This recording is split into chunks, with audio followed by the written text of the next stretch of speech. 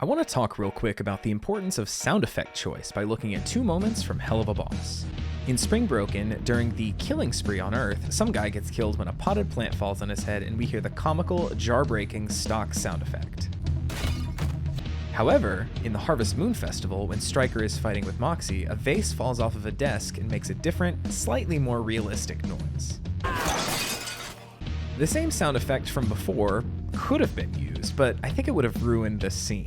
The more realistic sound fits the tone of the scene so much better, and it's honestly better that they didn't use the more cartoony sounding jar-breaking effect. Just goes to show how even the smallest moments can have decisions made about them that can make or break an entire scene.